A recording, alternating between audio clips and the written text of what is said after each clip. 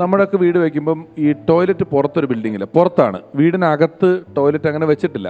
പക്ഷെ ഇതൊക്കെ വന്നു തുടങ്ങിയ സമയത്ത് പിന്നെ ഈ വെസ്റ്റേൺ സ്റ്റൈൽ വന്നു, ഇരിക്കാവുന്ന വെസ്റ്റേൺ സ്റ്റൈൽ വന്നു. അപ്പം ഞങ്ങളുടെ നാട്ടിൽ ആദ്യമായിട്ട് വെസ്റ്റേൺ സ്റ്റൈൽ കൊണ്ടുവന്നിട്ട് അവിടുത്തെ ഒരു പരമ്പരാഗത മേസ്ത്രിക്ക് വീട് പണിയുന്ന ആൾ അകത്ത് വെക്കാനാന്ന് പറഞ്ഞ് കൊണ്ടു കൊടുത്തിട്ട് പുള്ളി വീട്ടിൽ പണി കഴിഞ്ഞ് തിരിഞ്ഞു വന്നപ്പോഴേ പുള്ളി ഈ വെസ്റ്റേൺ സ്റ്റൈൽ കുഴിച്ചിട്ടു.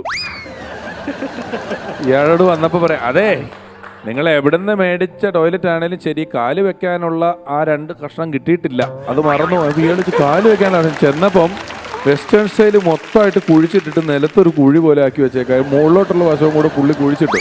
അതുപോലെ വേറൊരു മേസ്ത്രി വന്നിട്ട് ഈ 2 സൈഡിൽ കാല് വെക്കാനായിട്ട് 2 വൈറ്റ് സാധനങ്ങൾ ഉണ്ടാവുമല്ലോ, ഇത് വച്ചപ്പോൾ ഇത് അലൈൻമെൻറ്റ് മാറി ഇത് ഇങ്ങനെ വെച്ചു പുള്ളി. ഇങ്ങനെ വെച്ചപ്പോൾ എന്താ കുഴപ്പമെന്ന് വെച്ച് കഴിഞ്ഞാൽ രാവിലെ എണീറ്റ് കഴിഞ്ഞാൽ ആ വീട്ടുകാർ ഓട്ട മത്സരത്തിന് നിൽക്കുന്ന പോലെ ഇങ്ങനെയാ. ഈ കാൾ ലൂയിസും ബെൻ ജോൺസണും ബോൾട്ടൊക്കെ നിൽക്കുന്നത് പോലെ ഓടാൻ നിൽക്കുന്ന പോലെ നിൽക്കേണ്ടി വരും. നമ്മുടെ അവിടെ ഒരാൾ വീട് വെച്ച് കഴിഞ്ഞിട്ട് ചെറിയ അയാളുടെ ഭയങ്കര വിശ്വാസിയാണ്, കൈ മുറിഞ്ഞാൽ ജോത്സ്യൻ്റെ അടുത്ത് പോകുന്ന ആളാണ്. അപ്പോൾ പുള്ളിക്ക് വീട് വെച്ച് കഴിഞ്ഞിട്ട് ചെറിയ കഷ്ടകാലമൊക്കെ തോന്നി കഴിഞ്ഞിട്ട് പുള്ളി ഒരു നല്ല എവിടുന്നോ ഒരു വാസ്തുക്കാരനെ രംഗത്തിറക്കി. വാസ്തുക്കാരൻ വന്ന് വീട് മുഴുവൻ നോക്കിയിട്ട് പറഞ്ഞ് ചില ഇച്ചിരി ഉണ്ട്, അതിന് തയ്യാറാണെങ്കിലേ ഞാനിത് പറയുള്ളൂ. പുള്ളി പറഞ്ഞ് എത്ര പൈസയായാലും ചെയ്തല്ലേ പറ്റുള്ളൂ, ചെയ്യാം, ഫ്രണ്ട് പൊളിക്കണം, ദർശനം പ്രശ്നമാണ്, ഈ ഫ്രണ്ട് വശം ഇതേപോലെ ആ സൈഡിലോട്ടാക്കണം, ഇത് പ്ലെയിൻ ഭിത്തിയാക്കി ഇടണം എന്ന് പറഞ്ഞു. അപ്പോൾ അവർ ശരിയെന്നും പറഞ്ഞ് വാടകയ്ക്ക് താമസിച്ചിട്ട് ഏകദേശം 3 മാസം കൊണ്ട് ഈ ഫ്രണ്ട് എലിവേഷനൊക്കെ പൊളിച്ച് ഇത് ആ സൈഡിലോട്ടാക്കി തിരിച്ചു വെച്ചു. അപ്പോൾ ഇയാൾ പറഞ്ഞിട്ടാണല്ലോ അതൊക്കെ ചെയ്തത്.